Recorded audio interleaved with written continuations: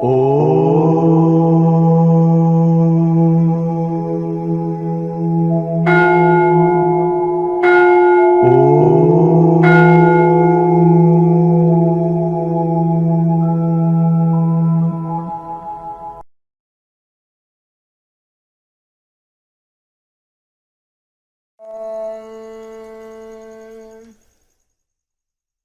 స్వరూపులైన మీ అందరి హృదయంలో ఉన్న చైతన్య రూపంలో ఉన్న పరమాత్మకి ప్రణమిల్లుతూ కేఎంసి క్రియాయోగ మెడిటేషన్ ప్రేక్షకులకి నమస్కారము. నమస్కారం స్వామీజీ. నమస్కారం అండి. స్వామీజీ, నిర్వికల్ప సమాధిలో అనుభవాలు ఎలా ఉంటాయి? అది ఇంద్రియ అతీతం అండి, అవ్యక్తము, ఎవరికి వాళ్ళ అనుభవం చేసుకునేది.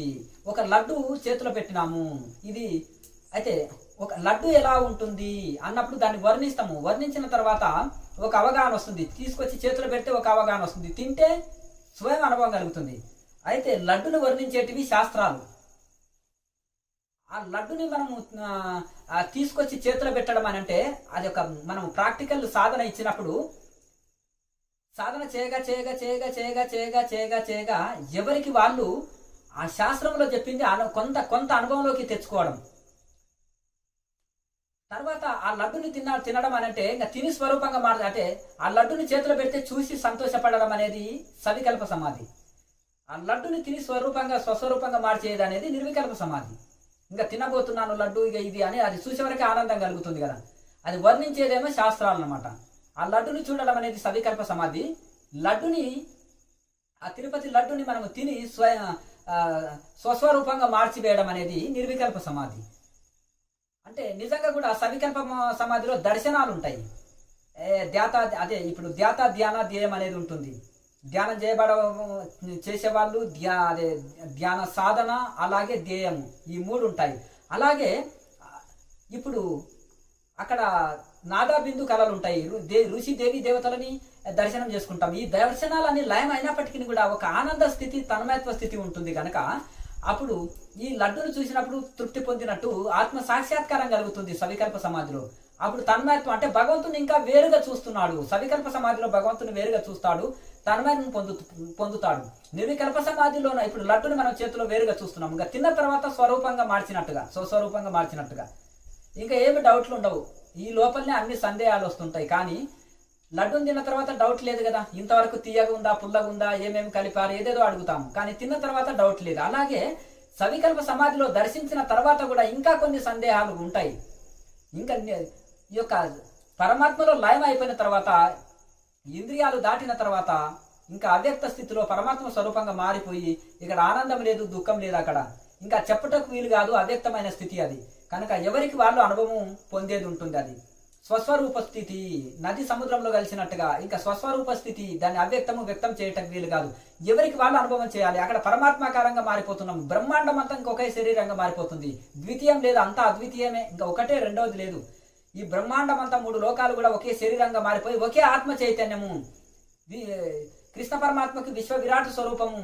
అందరూ దేవి దేవతలు ఆయన శరీరంలోనే ఉన్నట్టుగా ఈ యొక్క యోగి శరీరంలోనే అన్ని ఏకమైపోతాయి. ఒకే శరీరంలో అన్ని అయిపోతాయి. కనుక ఇంకా అక్కడి నుంచి వచ్చిన తర్వాత కూడా ఆయన తన వలె అన్ని జీవులను చూసుకుంటాడు. తనకంటే వేరుగా ఏ జీవిని చూడడు.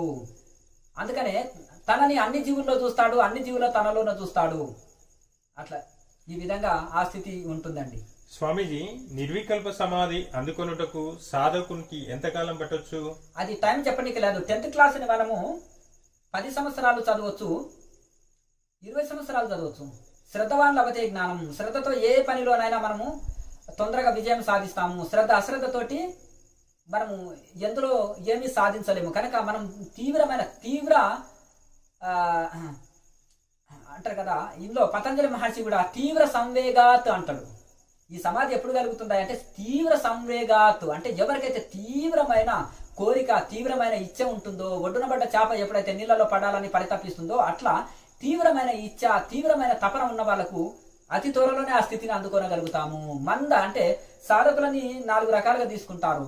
అధమ సాధకులు, మధ్యమ సాధకులు, ఉత్తమ సాధకులు, ఉత్తమోత్తమ సాధకులు అన్నమాట. ఉత్తమోత్తమ సాధకులు అచిరకాలంలోనే ఈ స్థితిని అందుకుంటారు. కానీ నెమ్మదిగా చేయాలి, నిరంతరం చేయాలి, తీవ్ర నిష్ఠతో చేయాలి, వైరాగ్యం కలిగి ఉండాలి, ప్రాణాయామం చేయాలి, ధ్యానం చేయాలి, యోగాభ్యాసము, ప్రాణాయామ, ధ్యానము ఇవన్నీ చేయాలి.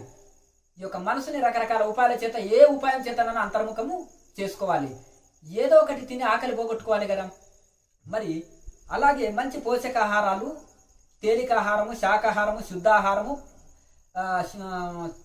మంచి విటమిన్స్ ఉన్న ఆహారము తీసుకుంటే ఎంత మంచిదో, అలాగే మంచి సాధనని ఇక్కడ ప్రాణాయామతో కూడిన ధ్యానాన్ని నిరంతరము చేసి మనం అచిరకాలంలోనే నిర్వికల్ప సమాధిని అందుకొనవచ్చును. అట్లా మనం చేసి తీవ్రమైన తపన చేతనే అది ఆధారపడి ఉంటుంది. దానికి సమయం చెప్పనికి లేదు. ఋషులలో కూడా ఒకరికి 6 సంవత్సరాలు, ఒకరికి 12 సంవత్సరాలు, ఒకరికి 20 సంవత్సరాలు, ఒకరికి 40. తోతాపురి గారు రామకృష్ణ పరమహంస గురువు గారే 40 సంవత్సరాలు పట్టింది నాయన నాకు ఈ స్థితి అన్నాడు. మరి రామకృష్ణ పరమహంసకు ఆయన జన్మజన్మల సంస్కారం చేత 12 సంవత్సరాల లోపలనే, మలయాళ స్వామి 12 సంవత్సరాలు, బుద్ధుడు శంకరాచార్యులు 6 సంవత్సరాలు, ఇట్లా ఈ విధంగా జీసస్ క్రైస్ట్ 17 సంవత్సరాలు, మహమ్మద్ ప్రవక్త 15 సంవత్సరాలు, అట్లా ఈ యొక్క వివేకానంద స్వాముల వారు 6 సంవత్సరాలు, దయానంద సరస్వతి 12 సంవత్సరాలు, ఇట్లా వాళ్ళకు సమయాన్ని బట్టి ఈ యొక్క స్థితిని అందుకున్నారండి. దానికి సమయం అని చెప్పనికి లేదు. మనం చెప్పుకున్నాం కదా, ఋషులలోనే ఇంత ఈ వాళ్ళ స్థానభేద అంటే సమయంలో ఒక్కొక్కరికి కొంత సమయం పట్టింది. మనం చేసే తీవ్ర నిష్ట మీద ఆధారపడి ఉంటుంది. నిరంతరం చేయాలి. నేను వెళ్ళగలుగుతానా అంత దూరం కాశీ అంటే ఇక్కడనే కూర్చుంటాం. నేను వెళ్ళగలనని రోజు వెళుతుంటే ఒక్కొక్క రోజుని ముందుకు వెళుతుంటాం. ఊరుకు దూరం అవుతాము, భగవంతుడికి దగ్గర అవుతాము. కొన్ని రోజులు దైవ దర్శనం చేసుకుంటాము కొన్ని రోజుల్లో. కనుక మనము ఊరుకోకుండా రోజు ప్రయాణం చేస్తూనే ఉండాలి. తప్పకుండా మనము తరిస్తాము. స్వామీజీ, నిర్వికల్ప సమాధి అందుకుంటే తప్ప కైవల స్థితి, మోక్ష స్థితి లభించదా? అంతే అండి. ఇప్పుడు పీజీఓ పిహెచ్డీ పూర్తి చేస్తేనే కదా మనకు ఉద్యోగం వచ్చేది. ఇప్పుడు చూడండి, ఇంకా కాంపిటీషన్ ఎంత ఉంది. అందులో కాంపిటీషన్ అంటే అందులో అన్ని ఖాళీ అండి పోస్టులు. ఇక్కడనైనా ఒకవేళ అర్హత సంపాదించుకున్నా కానీ పోస్టులు ఖాళీ లేకపోవచ్చు మనకు. ఎందుకంటే పోస్టులు నియమితంగా ఉంటాయి కనుక ఒకవేళ పోస్టు ఖాళీ లేదా అనవచ్చు. కానీ అక్కడ మాత్రం మోక్షమైన ఉద్యోగాలు అందరు ఖాళీ ఉంటాయి. మనకు కావాల్సింది అర్హత సంపాదించుకోవడమే. కానీ ఇప్పుడు ఆ యొక్క ఒక పీజీ పిహెచ్డి పూర్తి చేసినప్పుడు ఉద్యోగానికి ఎట్లా అర్హుడైతాడో, ఇట్లా నిర్వికల్ప సమాధి అందుకున్నప్పుడే కైవల్య స్థితి, ముక్తావస్థ, మోక్షావస్థ పొందగలుగుతాము. స్వామిజీ, మరి ముక్తి ఎన్ని రకాలు, వాటి గురించి తెలియజేయండి. ముక్తినేమో భక్తి మార్గంలోనేమో సారూప్యము, సాలోక్యము, సామీప్యము. అంటే సాలోక్యం అంటే భగవంతుడు ఉండే లోకంలో ఉండడము, సామీప్యం అంటే భగవంతుడికి దగ్గరలో మనం ఉండడము. అట్లా సామీప్యము. అట్లాగే సారూప్యము అంటే భగవంతునిలో ఐక్యం అయిపోవడము. ఇట్లా భక్తి మార్గంలో చెప్తారన్నమాట. సాలోక్యం అంటే విష్ణువు అంటే వైకుంఠంలో ఉండడము ఏదో ఒక మూలకు. ఇంకా సామీప్యం అంటే భగవంతుడికి దగ్గరలో ఉండడము. సారూప్యం అంటే భగవంతునిలో ఐక్యం అయిపోవడం. సాయుధ్యము, సారూప్యము. సారూప్యం అయిపోయిన తర్వాత సాయుధ్యం లభిస్తుంది. అట్లా ఈ విధంగా ముక్తి లభిస్తుంది అని అర్థం. ఇట్లా ఇది చెప్తారు. ఇక్కడ యోగ మార్గంలో, వేదాంత మార్గంలో ఇంట్లో ముక్తిలో అయితే జీవన్ముక్తి, విదేహముక్తి. జీవన్ముక్తి అంటే జీవించినాగానే ముక్తి లభిస్తుంటుంది. శరీరం పోయిన తర్వాత కాకుండా జీవించినాగానే ముక్తి లభిస్తుంది, ముక్తాత్ముడు అవుతాడు. విదేహముక్తి అంటే ఇక దేహం వదిలినాక ముక్తి లభిస్తుంటుంది అతనికి. విదేహముక్తుడు జనకుడు అంటారు కదా. విదేహముక్తుడు అంటే ఆయన దేహం వదిలిన తర్వాత ముక్తి లభిస్తుంది. ఎందుకంటే ఇంకా కర్మకాండాలు చేస్తున్నాడు కదా కొన్ని. ఆయన కర్మయోగి గనక ఇంకా ఆత్మజ్ఞానం వచ్చినాక కూడా కర్మలు ఆచరిస్తున్నాడు కాబట్టి ఆయనకు దేహం వదిలిన తర్వాత ముక్తి లభిస్తుంది. ఇక జీవన్ముక్తుడు అని ఎవరంటారంటే అవధూతలని అంటారు. ఇంకా వాళ్ళు ఏ కర్మకాండలు ఏవి చేయరు, ఏ కర్మలు ఆచరించారు గనక అవధూతలు తనలో తన ఓలలాడుతుంటారు కాబట్టి జీవన్ముక్తులు అంటే వాళ్ళు జీవించినాగానే ముక్తులు అన్నమాట. కనుక ఇట్లా ఒకటి ఏంటంటే జీవన్ముక్తి, విదేహముక్తి అంటారు. ఇక అట్లా కనుక ఎప్పుడో చనిపోయిన తర్వాత వచ్చేది కాదు ముక్తి. ఇప్పుడు ఇక్కడ బ్రతుకున్న శరీరంతో ఇప్పుడు ఇక్కడ పొందేదే ముక్తి అంటారు. ఇప్పుడు ఇక్కడ ఉన్నప్పుడే పొందాలి. ఇక్కడ పొందండి అక్కడ ఏం పొందలేము. ఇక్కడ పొందిన తర్వాతనే అక్కడ పొందేది. కనుక జీవించినాగానే ఇప్పుడు ఇక్కడనే పొందుతాడు యోగి. అదే జీవన్ముక్తి. అట్లా జీవన్ముక్తి, విదేహముక్తి అని అంటారు. ఈ జీవన్ముక్తి, విదేహముక్తి వాళ్ళకి చివరికి దేహాంతరము కైవల్య స్థితి అంటే బ్రతుకున్నప్పుడే కైవల్య స్థితిని అందుకుంటారు. వాళ్ళు ముక్తి ప్రాప్తిని అందుకుంటారు. నిర్వికల్ప సమాధి అందుకున్న వాళ్ళకి కైవల్యానికి అర్హులు. కైవల్య స్థితి అంటే మోక్షానికి అర్హులు అని పతంజలి మహర్షి చెప్తారు. స్వామీజీ, క్రియా సాధకులు ఇంట్లో సాధనకు అనుకూలమైన సాత్వికమైన ఆహారం తయారు చేసుకోవాలంటే ఎలా? అంటే ఎందుకంటే ఉప్పు కారం కొంచెం తక్కువ వేసుకొని చప్పగా తినాలి. ఉప్పు బదులు రాక్ సాల్ట్ వాడాలి. అలాగే ఆ, అల్లం అంటే అల్లమును బాగా వేసుకోవాలి, గ్యాస్ ట్రబుల్ మలబద్ధకం పోతుంది. అలాగే మెంతులు, వామ, కొత్తిమీర, ఆ, జీలకర్ర ఇవి బాగా వేసుకోవాలి. ఇక చక్కగా వాయువాతాన్ని శరీరంలో ఎక్కువసేపు తీసేసి సాధనలో ఎక్కువసేపు కూర్చుంటాము. శాకాహారము సాత్వికారం చేసుకోవాలి. సాధకులు వండిందే తినాలి, అజ్ఞానులు వండింది తినొద్దు. స్వయం పాకం అంటే స్వయంగా వండుకొని తినడం చాలా మంచిది. ఉల్లిపాయ వెల్లిపాయ వాడరాదు, మసాలా వస్తువులు వాడరాదు, హోటల్ ఫుడ్ తినరాదు, బయటి భోజనాలు తినొద్దు. బయటికి ఎప్పుడైనా వెళ్ళినప్పుడు ఫ్రూట్స్ తీసుకోండి, పచ్చి కూరగాయలు తీసుకొని తినండి.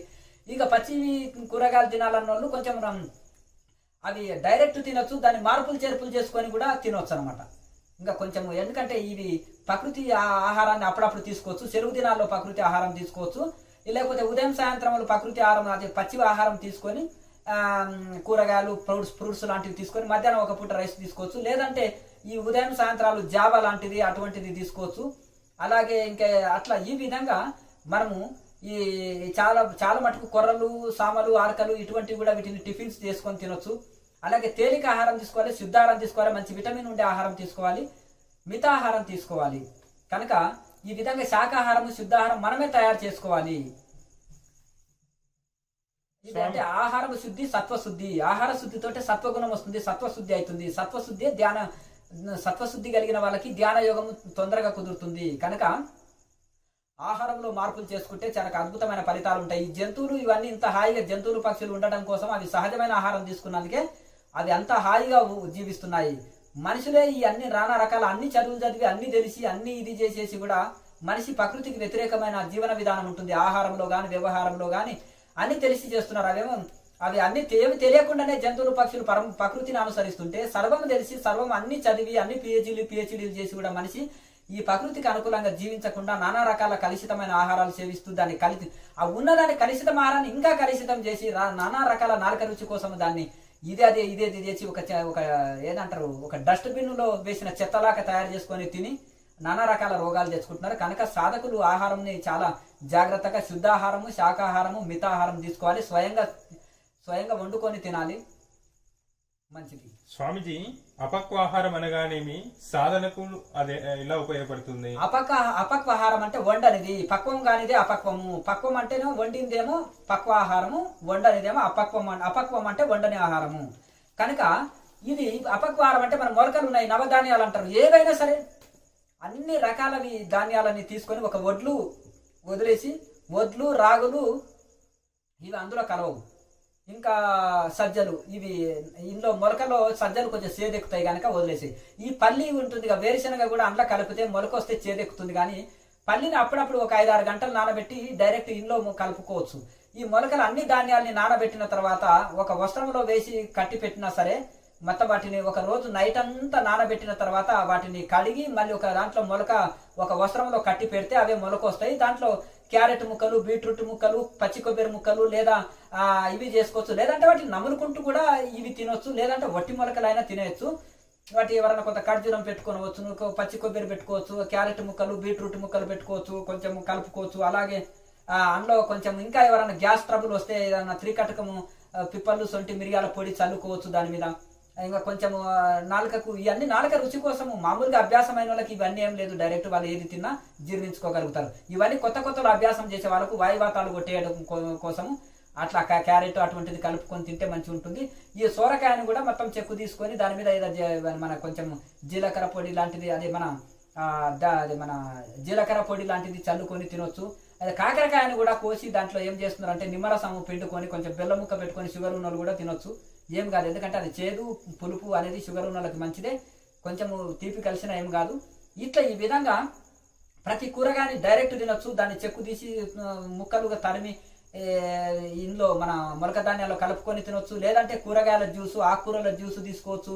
కూరగాయలని కూడా జ్యూస్ తీసుకోవచ్చు. ఒక్కొక్క కూరగాయది తీసుకోవచ్చు. అన్ని మిక్సింగ్ వెజిటేబుల్స్ జ్యూస్ తీసుకోవచ్చు. లేకపోతే ఒక్కొక్క ఆకుకూరని ఒకరోజు జ్యూస్ తీసుకోవచ్చు. ఒక్కొక్క క్యారెట్ ఒకరోజు, బీట్రూట్ ఒకరోజు, ఇట్లా కీర దోస ఒకరోజు ఇట్లా జ్యూస్ తీసుకోవచ్చు. మిక్సింగ్ కూడా జ్యూస్ తీసుకోవచ్చు. అందులో కొంచెం బెల్లము, ఇలాచి పౌడర్ వేసుకొని, అంటే కొంచెం బెల్లం వేసుకొని తీసుకుంటే, ఇంత పచ్చి కొబ్బరి ఇంత వేసుకొని కూడా ఇది వాటిని జ్యూస్ చేసుకోవచ్చు. మొలక ధాన్యాల్లో ఇంత పచ్చి కొబ్బరి, అల్లం వేసుకొని జ్యూస్ చేసుకొని ఇంత బెల్లం వేసుకుంటే ఆ మొలక ధాన్యాల జ్యూస్ కూడా తీసుకోవచ్చు. ఇట్లా ఈ విధంగా ఉదయం సాయంత్రాలు కొంచెం అపక్వారం తీసుకొని మధ్యాహ్నం ఒక పూట రైస్ లాంటివి తీసుకోవచ్చు. అవసరం ఉన్న 3 పూటలు కూడా తీసుకోవచ్చు. ఏమీ లేదు, మంచి ఆరోగ్యకరము. మెల్లె కొద్ది అభ్యాసం చేసుకుంటే చాలా మంచిది. వండనిదేమో అపక్వాహారం అంటారు, వండిందేమో పక్వాహారం అంటారు. ఇట్లా రా ఫుడ్ అని కూడా అంటారు దీన్ని. ఈ విధంగా ఆహార నియమాల్ని చాలా జాగ్రత్తగా ఉండాలి. సెలవు దినాలు ఇట్లా జావా లాంటిది కూడా తీసుకోవచ్చు. పాలు కానీ జావా అంటే అంబలి జావా. ఇక రాగి పిండి తోటి కానీ జొన్న పిండి రాగి పిండి రాగి పిండి జొన్న పిండి రెండింటిని కలిపి జావ చేసుకోవచ్చు. లేదు వేరువేరుగా జావ చేసుకోవచ్చు. అందులో ఇట్లా బెల్లం వేసుకోవచ్చు. లేదంటే బెల్లం తీసుకొని వాళ్ళు కొంచెం మజ్జిగ వేసుకోను, లేకపోతే ఇన్ని పాలు పోసుకోను కొంచెం తీసుకోవచ్చు. అది చాలా సరే. ఇంత ఉప్పు వేసుకోవచ్చు అందులో, లేదంటే బెల్లం వేసుకోవచ్చు. ఒక తీపిది ఒకటి ఉప్పు వేసి చేసుకోవచ్చు. అందులో మజ్జిగ కానీ పాలు కానీ ఇవి పోసుకొని కూడా తీసుకొనవచ్చును. సెలవు దినాలు అట్లా ద్రవాహారం లాంటివి తీసుకొని రోజంతా సాధన చేసుకొనవచ్చును. సాధనకు చాలా సహకరిస్తుంది కనుక ఆహార నియమం అనేది చాలా ముఖ్యం ఉంటుంది. మితాహారం తీసుకోవాలి. పొట్ట 4 భాగం చేస్తే సగభాగం భోజనము, సగభాగం ఖాళీ ఉంచాలి శ్వాస తీసుకోనికి. కనుక ఒక పావు భాగము నీటి చేత నింపాలి, పావు భాగం శ్వాస కోసం విడవాలి. ఇట్లా దీన్ని మితాహారం అంటారు. ఇట్లా ఈ విధంగా నిజంగా సాధన చేస్తూ ఉంటే నిజమైన ఎనర్జీ సాధన ద్వారానే సాధకుడికి ఎంతో అందుతుంది. ఇక నీరసం కొత్తలో అనిపించిన తర్వాత అనిపించదు. చూస్తూ పోతుండాలి. నీరసం వస్తే ఒక ముద్ద పెంచాలి, నీరసము బద్ధకం వస్తే ఒక ముద్ద తగ్గించాలి. ఎవరి శరీరం వాళ్ళకే చెప్తుంది కాబట్టి చూస్తూ పోతుండాలి. లోకా సమస్త సుఖినో భవంతు. ఓం.